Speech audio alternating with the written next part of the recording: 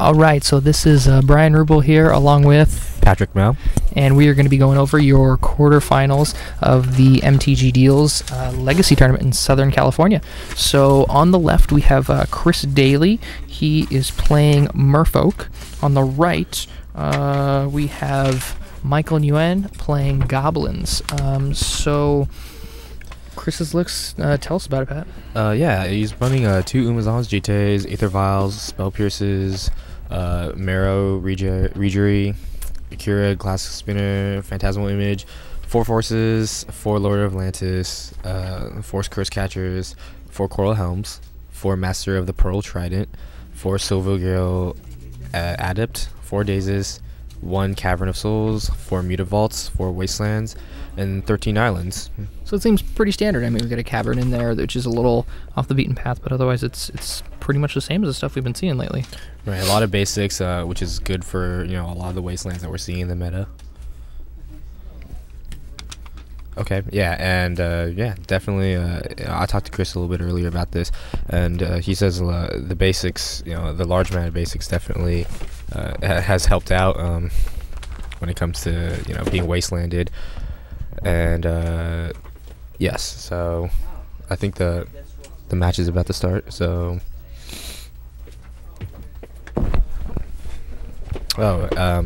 His sideboard also runs against Submerges. He has Submerge, Spell Pierce, Wipe Away, 2 Back to Basics, 1 Hercules Recall, 2 Relic of Progenitus, 2 Surgical Extraction, 2 Pithing Needles, and 2 Blue Elemental Blast. And from what he told me earlier, the Back to Basics has actually been extremely helpful during Game 2 against, you know, some of the decks. I mean, seeing how everybody runs non-basics. So. Yeah, definitely. Like, it seems like Rug Delver, if they do not have a counterspell on the spot, or if he's got forced backup, then they're just foobarred on the spot. Foobarred, right. So, but sweet, yeah, definitely. I mean, he's surprisingly, we've got an affinity deck in the top 8 as well, so he's ready for them with that 1 of Hercules Recall. Nice. Go to town. Right. And then we've got Michael over on the right. He's playing Goblins. It's a pretty standard list. We've got, you know, the pile drivers, the lackeys, ringleaders, matrons, Forewarn Instigator, which is a little different. You don't see those all the time. I guess that's probably a preference between the Goblins players on how they like to do it. But then Sting Scourger, that's an interesting one. I don't see him often. Yeah, Sting Scourger. And then the other interesting one is Krenko. What do you think about Krenko? 4-mana Goblin. I mean, I see it. I don't really see that often in Legacy play. But I mean, it's got him to where he is right now, so maybe this is definitely some interesting tech that he has going on here. Definitely, man. It seems pretty good to have Goblin War Chief or Goblin Chieftain and just Krenko make a million dudes and have at it. Like, I would imagine he's probably won a game or 2 today, putting in a Krenko off Aether Vial at the end step, making some dudes and swinging for $1 billion the next turn. So right. Seems fun. His sideboard's pretty standard for a Goblins deck. He's got the Grafdigger's Cage, the Graveyard Hate with the Relics, and the Tormod's Crypt. Red Blast, Pyroblast, a fun one, Pyrokinesis. For those of you kids at home, that's a sorcery where you divide 4 damage as you choose. It's pretty much the red Force of Will. Yes, pitch a red card. So, yeah. And we are getting underway with the match here. We've got Michael throwing back his first hand of 7. Looks like Chris is content there. With that very content look on his face. Oh yeah, he is chilling. He is ready. So out of this matchup, it's seeming like the Merfolk deck could be favored, but it's a tough one. What do you think? I know Goblin has been really fast. I know Goblin beat Maverick earlier. It's just the speed is just, you know, incomparable. Yeah, especially if it goes turn 1 Lackey, turn 2 Instigator. You know, it might even come down to who's got the Aether Vial and who doesn't. Right. So in that case, it may be a coin flip, or it may be very interactive and down to the grind. Right. So I like this whole idea of the whole tribal thing going on in the top 8, especially in the top 2. Don't see that a lot. Never, not really, right? I mean, unfortunately, there wasn't any combo elves. I mean, and then you would have had like the trifecta, the combo with the blue, you get the aggro with the red, and the combo. I mean, with the, you know, green isn't really combo color, but. And I think I'm mistaken. That was 5 cards Michael just went down to. Looks like what, mountain. Wasteland, Cavern, and Gem Palm Incinerator.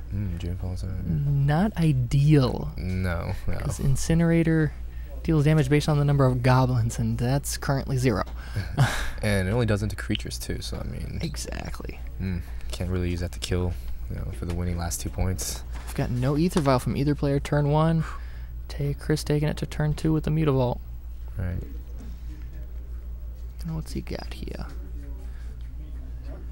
Silvergill Adept revealing, looked like a master of the Pearl Trident. Oh, nice. Drawing off of Silvergill. Nice. See, that's what looks like might make the difference. Is if Chris can get those Silvergills early, he can make sure not have to force a will too many things, then it'll be pretty good. Oh, Goblin drawing into his first file. But seems pretty sweet. Yeah. Especially against the blue deck. Right. It's a turn behind, but... Cavern's naming Goblin, I would hope at least. Right. And a Warren Instigator. Oof, that Cavern's going to be brutal. Yes. Oof. Taking a minute to read a Warren Instigator. Don't see that guy very much. Right. It's like, what does this do? Haven't seen this since like 2 years ago. Standard. Oh, yeah. For those of you guys that don't know at home, Warren Instigator is double strike 1/1. If it deals damage to a player, it's essentially a Goblin lackey, where he puts a Goblin from his hand into play. Right. Hope you see a Wasteland on that Cavern, getting rid of that thing. That's going to definitely cause problems for Chris. Doesn't want that there. And what's he got? Is it another? Ooh, Jite. Jite's going to do some work. Yeah, right. So, I mean, unless he gets through that double striker. Yeah, he's just got to make sure and get that out of the way, and he is set. Just needs a Dismember off the top, anything like that. Right. What kind of stuff does he have to deal with, that guy there? Well, looking through the list, doesn't look like very much. He's just got to pray, it looks like. There we see him chumping the Instigator with the Silvergill. Right. There's another Wasteland into the Vial. Ooh, the Vial. And is he going to Wasteland? I think he's thinking about it. So if he has a force pitching Kira. Wow, okay. Goodbye, Ether Vial. Yeah, that's the thing. You let Ether Vial sit on the table there. Blue decks are not happy. No, definitely not. Definitely not. So not happy. And he decided to Wasteland the Mutavault. Ooh, man. And there's another. Wow. Curse Catcher? Follows it up with a Curse Catcher. Nice. Still not quite cutting it against that Instigator. Right. So I think at this point, at least from my perspective, it looks like Chris is going to have to just hope for Michael to make a mistake so that he can get through with something with that Jite. Yeah, I mean, at this point, it's all about just... If Jite has any counters on it, you can probably just say bye to the red deck. That's for sure. Yes. But we see him cycling Gem Palm Incinerator, getting rid of that Curse Catcher. Yeah. Ooh. And it begins. Time for the cheaty face. So Instigator deals 1 damage, bringing in Tuk Scrapper that destroys an artifact. Yeah. Instigator has double strike, right? Yes, it does. So he gets another Goblin right after this as well. So Chris has got himself at, let's see there, 19. And there's the second damage, getting a Matron, which is going to search out another Goblin for him to put into play. Now, at this point, Chris is actually at 17 because of his Force of Will. So hopefully down there somewhere, our camera guys will let them know that Chris has got 2 less life than he has there. Right, yeah. I see they're making the adjustment now. There we go.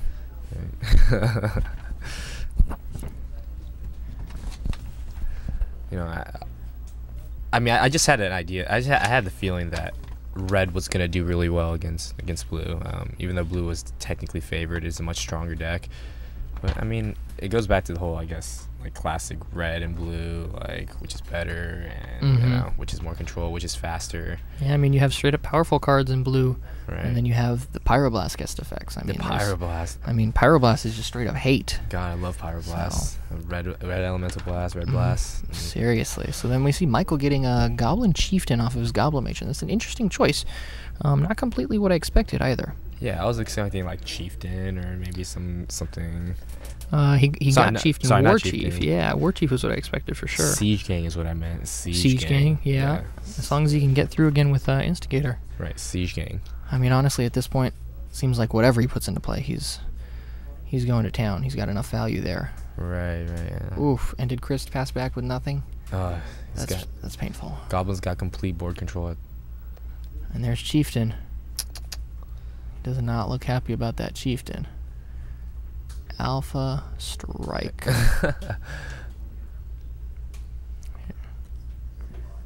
So what blocks does he actually have here? Like, just think about flashing and something, you know. There it is, scooping it up. We're on to game 2.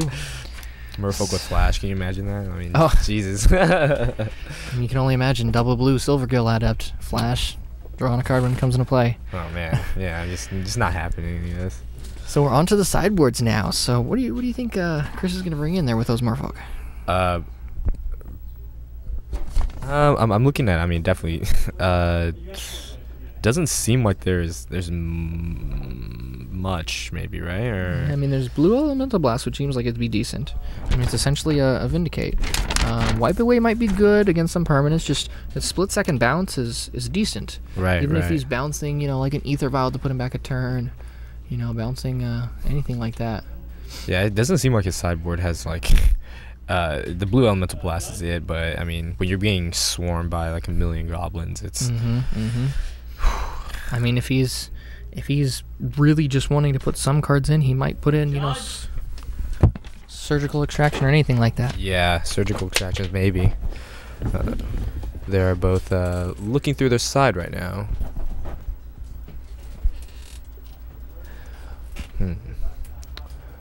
Michael looking through, is thinking. I mean,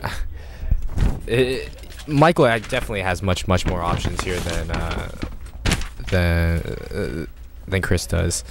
Seeing how the red sideboard is primarily consisted of blue hate.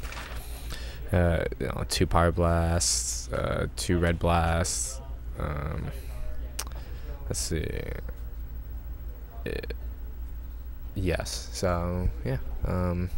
Chris looks like he's about done shuffling or siding in all the cards that he needs, and he's shuffling now.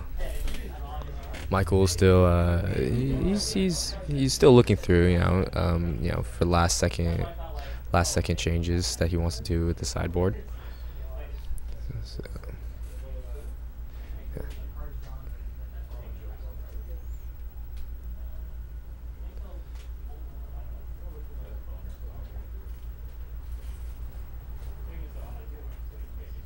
Looks like he's putting in 2 Red Blasts, 1 Pyrokinesis, 2 Pyrokinesis, and 1 Pyroblast. That might be sufficient. I mean, the Pyrokinesis, I mean, it's more of a defensive move, seeing how it only targets creatures, but it'll be good enough to hold off the Merfolk for the first couple turns before they all get incredibly big and buffed by the lords. So yeah. And we're back. For those of you guys at home that don't know, my name is Brian and I'm the judge here over at MTG DeaLS. So we're doing a little double duty over here. That's right. Periodically Brian will leave. He didn't die, but he just went to go judge some misplaced somewhere. That's the way it goes. Yeah. So as of right now, I was just telling the audience that Michael sided in 5 cards, 2 Red Blasts, 1 Pyroblast, and 2 Pyrokinesis. Very nice. Very nice. And what do you think about that? Do you think he goes the full set of 5, the 3 Red Elemental Blast and the 2 Pyroblasts? Because some would say it's overloading, and some would say it's essentially a Vindicate. I mean, I definitely agree with the fact that it could be treated as a Vindicate, but the Pyrokinesis is good just because it can potentially hurt 2 creatures early game before the lords really have an impact on the board. Oh, totally. So especially if he's got turn 1 Curse Catcher, turn 2 Silvergill Adept, that's a 2-for-1 for sure. Right. So I mean, he's essentially pitching a card, but there are probably some cards that aren't going to matter too much. You know, I'm just really hoping Krenko hits the table. Yeah. that's all I'm hoping. Like that's what I'm like really and Sting Scourger. Well, they do call him a mod boss for a reason. He's the mob boss, man. He's the boss. Yeah, Sting Scourger is hot. That card is. Yeah, right? That card is fun. It's like the way they design the card is so interesting too. It's like, yeah, you know, you can bounce something and you know, for 2 you get a creature. It's also in the color red, but then they give you an echo that's just like not reasonable. Yeah. That's the way they do it. They make those blue cards broken and the red cards kind of unfair costed. Yeah. Right, absolutely. Well, what can you do about it? Yeah, well, I mean, it definitely adds some flavor to the game. That's right. I mean, Sting Scourger could be ridiculous though. I mean, 2 mana 2/2. Bounce a dude and probably jump block. Yeah. Or at least hold him off for a turn. So it's a Time Walk-esque effect. I mean, it's really good with Goblin War Chief. Like, you know, hands down, it's It's like, imagine if your like Temporal Depth was able to attack like the second it comes in. Yeah. Of course, a million times better than Temporal Depth. Very true. Not necessarily just because Temporal Depth is blue and that automatically gives it a heads up. That is very true. Yeah. So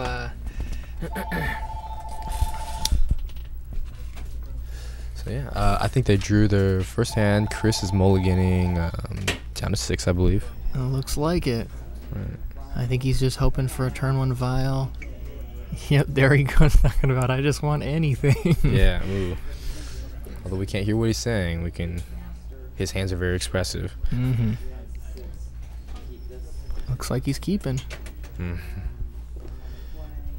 So Chris is going for it. Hopefully he will have some action turn 1. And he does not. Ooh. Here we see Michael. What's he got? You know, you really need that first turn 1 to cast 1/1 Merfolk to really like break the meta. That's right. You know what I'm talking about? I mean, what do you think? Is that Merfolk of the Pearl Trident? Is the 1 mana 1/1 flyer Curse Catcher-esque ability gonna be good? Ooh. I mean, that guy from Return to Ravnica could see some play in a deck like this. Maybe. Maybe 8 Curse Catchers is just what we need. Yeah. Oh, there we see Cavern naming Merfolk.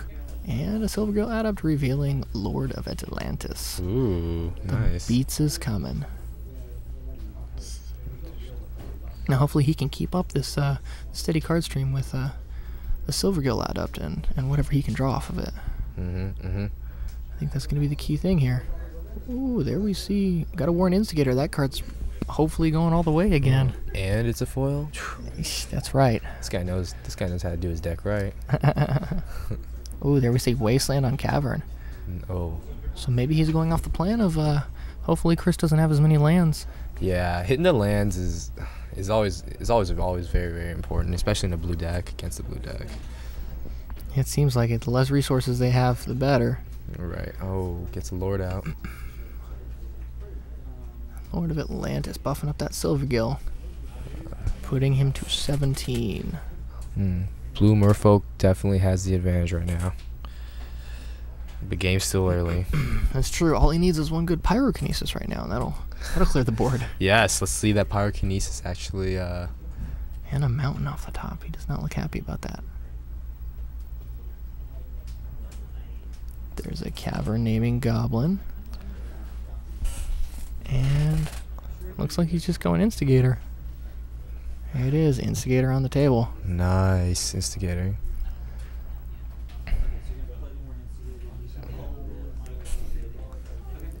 And Chris looks like he had a counterspell there. That does not look good. Uh-oh. I believe I just read Chris's lips that said, I wish I had another land. Wasteland at its finest. Wasteland. Curse Catcher. I mean, at least in this game, you don't get to see multiple Wastelands, as in, like, no, like, recursion with, like, Life from the Loam and Crucible of Worlds. Not in this match. Yeah. Oh, man. Definitely makes these games less grindy. Yes, definitely. But both of these decks run, like, very low number of lands anyways, right? So, in a sense, like, 1 Wasteland is essentially, like, being Wastelanded twice or, whatnot in other decks. Yeah, we've got, what it looks like, 21 land in Chris's deck. Playing Merfolk. What do we got over there? Let's see. We got Looks like 23. 23. Oh, well, I guess 23. That's decent. That's pretty good. I totally thought these decks like ran like 22.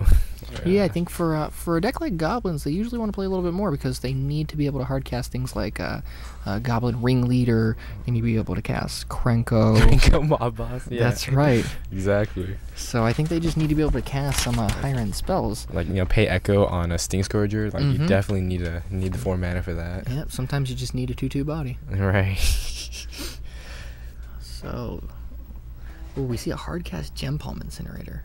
That's not a good thing when that's a hardcast spell. Yeah, no, definitely not. He's not playing defensive.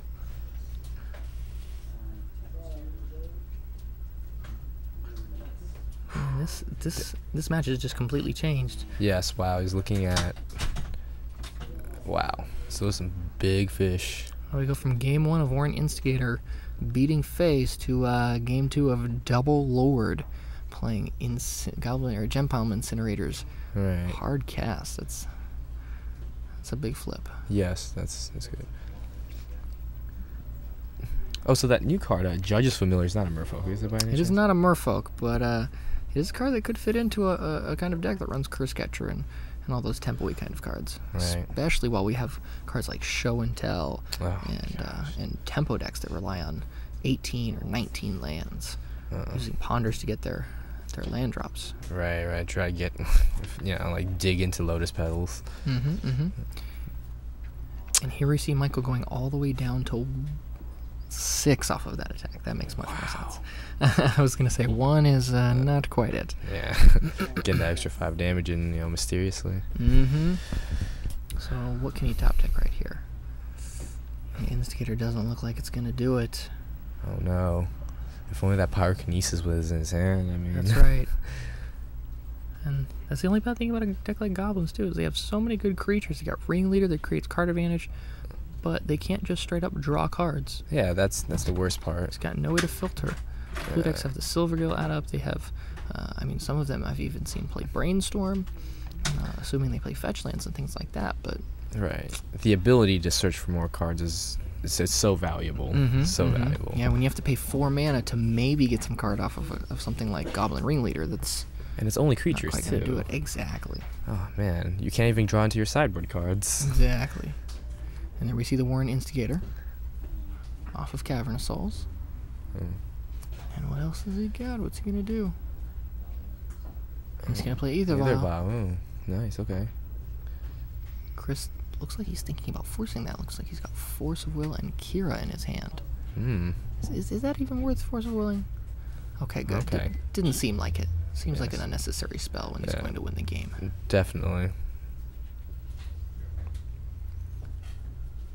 So now Chris, thinking about what Michael may have, what's going to put a kink in these plans? Applying some of that mental pressure. That's right. And here we see Kira. Pretty sure if Kira resolves in the turn like this, there's nothing Michael can do.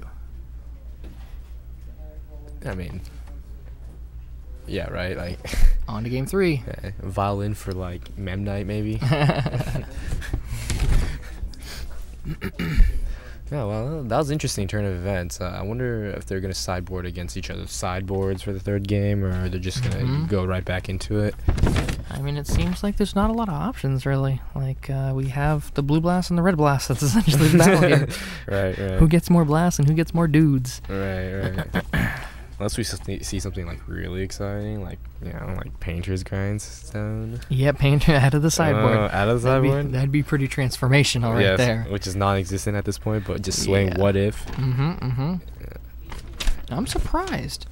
Chris kept in his Force of Wills. Now, I've heard a lot of theories on this, but Force of Will seems like a very bad card if in a matchup like this, where you need as many cards as possible. That's true, yeah. Whereas, and here we've got a judge call. Yes.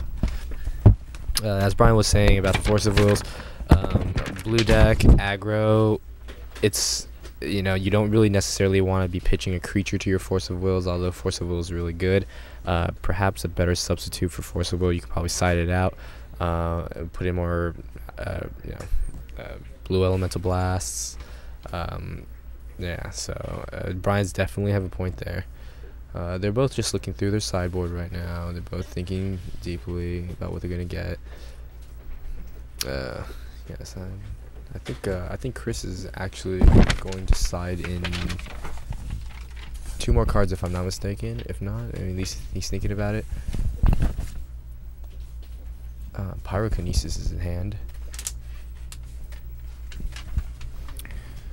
So here we are back again, sideboarding for game 3. God, I'm so happy. I'm so happy Goblins made it. Yeah, that's right. I mean, we need more decks like this, more decks that require combat interactions. Right. Less of that, sneak and show, like easy win second turn. I would have to agree with you. Yeah. I mean, there's more and more new Magic players coming into the game, and the more of them that come in and see decks like Reanimator and Show and Tell, Hive Mind, things like that just combo off Storm, Charbelcher. Right. They probably give them an inaccurate representation of what high-powered cards really are. I mean, those cards are powerful, but those are not quite the cards that really make the game. It's the Dark Confidants, it's the Brainstorms, it's those kinds of cards that really make the game. Right. And most new players starting out in Standard, they're never gonna see these crazy archetypes. So I guess it's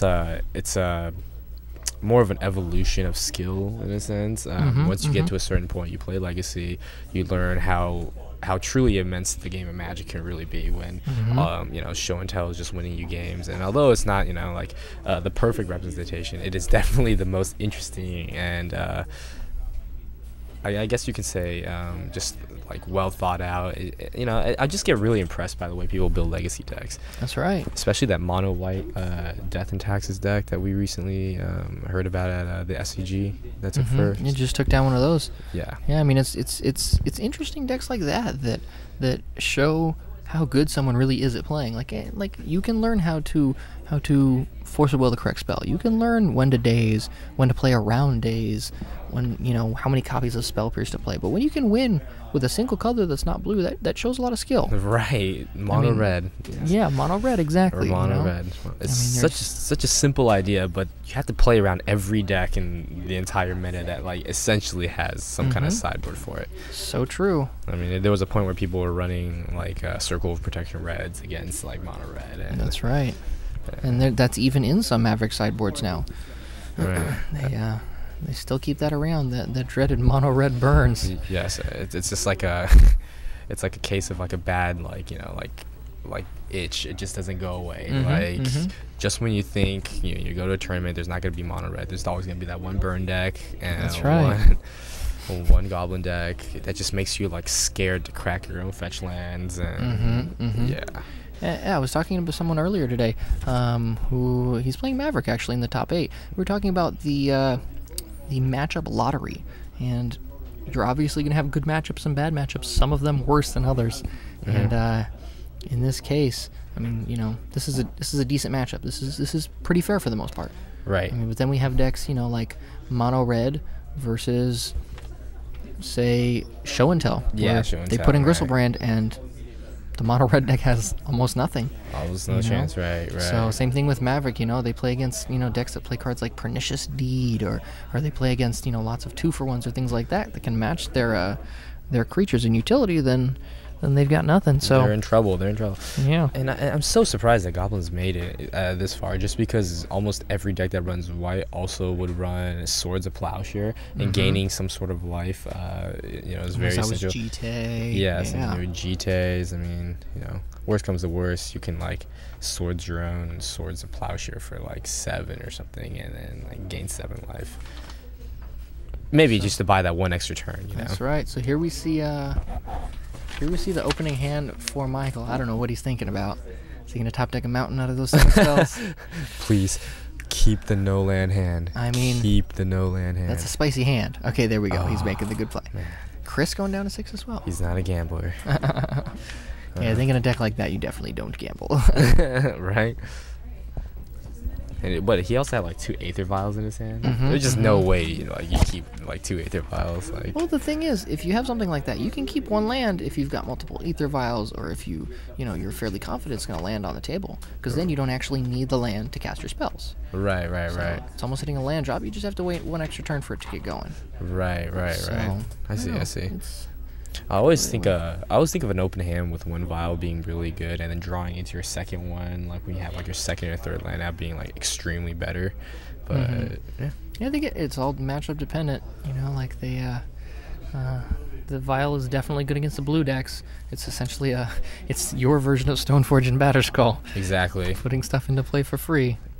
Aether Vial is amazing, and it's funny how like the blue deck is also running an Aether Vial. I mean, it's good. It's so good in every situation. Not every situation, but a lot of situations. That's very, very true. Yes. And here we see the shuffling game. All right. Shuffling. I like how they color code their decks, blue and red. It's It's very tribal, very tribal. very awesome. They are hardcore Magic players. Oh yeah, that's a traditional player right there. Yep. So would you play like a multicolored deck with all gold shields? I don't think I would go that far. I'm a Dragon Shield blue or a Dragon Shield purple kind of guy. That's it. Huh? Yeah, I mean, I'll occasionally use black, but I don't like to stray from my colors. Right. I mean, there goes the whole thing. Like, you know, once you like dedicate yourself to like a certain color and like you go to another one, it's just like finding the right color sleeves. It's just gonna be such a hassle in the future. It's just almost not worth it. Yeah, it's I've actually heard people talk about they would play blue sleeves and not play blue cards just to make people think they were playing blue. Now, I don't know who would actually fall for that in today's day and age, but there used to be those Zendikar sleeves that had the picture that was on the full art island. And it had the the cup of rock pouring the water. Cup of rock that had the strange rock structure pouring water. Floating in the air. I have to say, this Magic has some kooky art. Oh yeah, so definitely designed by imaginative people. That's right. Come on. Here we see 6 cards. And 1 land is it doable? Like 2 lands. 2 lands. 2 mountains and a wasteland. Oh, and a That's pretty wasteland. good. Nice. Here you see Goblin Piledriver. That is a card. And there's our boy Kranko. There's our boy Kranko. Mob boss doing work. Yeah, dude. Kranko would definitely win the late game, I'm hoping. Oh, for sure. Assuming that there's at least like 2 goblins in play. Assuming it hits the field in the first place. Oh, right. Seems like that's something that Red Blast would be saved for almost, or Chris would just need something to deal with it. But does Chris know he has Kranko? I would hope so. I mean, it's starting to be a one-of in most Goblin lists, so we'll see what happens. Interesting. Nice. Oof. And we see the Cavern of Souls naming Goblins again. Nice. Ripping it. Jack the Ripper. Goblin Piledriver. For those of you at home that don't know what Goblin Piledriver is, I know it's probably been a while since you've seen that guy. It is a protection from blue 1/2. It also gets +2/+0 for each other attacking goblin until end of turn. So that's gonna really do some damage here. Right. He's gotta find a way to deal with that. If it does, that is not blue. Yeah. Good luck with that. So hopefully he can get him to run into a Mutavault, or he can get him to do something that would play right into it. Right. There we see said Mutavault. Is that a Mutavault in play? Yeah, it is, right? That is a Mutavault. That is a Mutavault. Oh well. I mean, he might be hoping that he just swings in with Piledriver along with some other dudes, and Gem Palm Incinerator, nice. Oof, Wasteland on the Mutavault. Oh, even nicer. I think now he's just got to grind him with that Piledriver. Alright, 19 more turns to go. Right, it'll be exactly 19 because I don't think Chris runs fetches. Yeah, I don't think so as well. He's got the Force of Wolves probably still, so there's another 1 damage for you. Got Aether Vial on 2 and another island. Wonder what he's going to do with those. Hard casting Master of Ethereum. That's interesting. Oh, into Curse? Or, I'm sorry, Coral Helm Commander. Coral Helm, oh, I see. I guess either way it would have been the same. Now, what do you think about that? Should he have waited until his opponent's end of step turn? Yeah. I Personally, that's what I would have done. But I mean, Chris is the man behind the wheel right now, and That's true. gotta trust his judgment on this one. Yeah, I mean, whether it's right or wrong, he's the man with the plan. Yeah, he's the man with the plan. We don't know what that plan is. Right. I mean, there's definitely combat tricks to be done with Aether Vial, and I mean, I guess he didn't want to take that opportunity. And then we see Gem Palm Incinerator getting rid of that Master. That's gotta hurt a little. Ooh, that's good.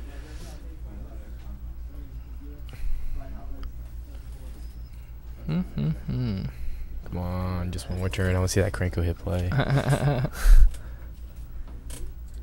Now here we see him attacking with both guys. Right. And there we see trading trade with the off. Double Striker and taking 3 from the Pile Driver. It might be less turns than anticipated. Chris does not look happy with that draw that turn. Oh man. He's in a tight spot because that Pile Driver. Yeah. Will we see Goblins in our semifinals? There's another Coral Helm and a level up. That's interesting. Interesting. Maybe he's hoping he can race the Coral Helm, or race with the Coral Helm against the Pile Driver, assuming that there's no other Goblins in play. I mean, if he can get that Coral Helm up to 4, he's swinging for 4 at least a turn. Oh yeah. Assuming he doesn't have any other lords or anything, which would increase that clock a lot. But then 4 mana, maybe he can. Oof, this is where the Krenko might come in. I'm just like all about the Krenko. I don't really care about anything else that's going on in the game. I just want to see Krenko hit the board. That's right. Goblin Pile Driver coming in for 1. There's a poke. Nice. And I didn't know Windmill Slam for the Krenko. Windmill Slam for Just the Krenko. Windmill Slam on the table. Come on. Doesn't seem sure of it. There it is. Oh yeah, there's the Krenko. It's definitely going to make this game tougher, because if he does not have an answer, there's going to be swarms of goblins everywhere. Right. But I mean, Chris, I mean, he has a vial on 3 right now, 2 lands. That should be enough to, sustain him. But and he's got the Blue Blast for the Krenko. Crucial thing right there. He's still got to find a way to deal with that Pile Driver, though. Seems as though at this point, all he's got to do is race. Yeah, race. And I think at this point, if he keeps leveling up the Coral Helm, he might get there. Yeah, I think bashing for 4 a turn versus the 1 from Goblin Pile Driver is pretty big. Ooh, Here we see another Aether Vial. Dual Vial. That doesn't seem very valuable at this point in the game. Yeah, especially because Chris is low on cards. I was talking to Chris actually earlier in the day and during his Swiss rounds, and he was saying he doesn't like playing very many 3-drops in this deck. Now they're at Master of the Pearl Trident came into Standard, or into M13. It's been a hot card, and it almost replaced Muro Regery for him. Muro Regery is still really good. It's hard Muro Regery is a lord, and it taps or untaps things, so it does have its value, but there's also some value in the consistency of not having to up your Ether Vial to 3 and worry about that. Definitely. There we see Force of Will on the Warren Instigator. Oh, nice. Taking him to 14. And we see Alpha Strike. Ooh. Definitely a race at this point now. Chris, having an advantage in the number of cards in hand, but will that be enough to hold him off against a handless mono red Goblin deck? Wow. Yeah, this is not a good spot to be in. No cards in hand for either player. And the only secure way of getting Goblins in, Cavern of Souls, is now gone. Here we see Level Up. The Coral Helm. No attacks. I guess he just doesn't want to die to the War Chief's damage in there, too. Wow. Is that a Goblin Matron you just top decked? Come on. Oh, it's a Gem Palm. It's a Gem Palm. It's not quite going to kill the Coral Helm, but it'll certainly... hard casting. Certainly get in for some more beats. Going for the kill, huh? That's... And there it is. Nice. Wow. So that concludes match 1 of the quarterfinals for the MTG DeaLS Legacy Tournament. That was Goblins taking down Merfolk Wow. in the top 8.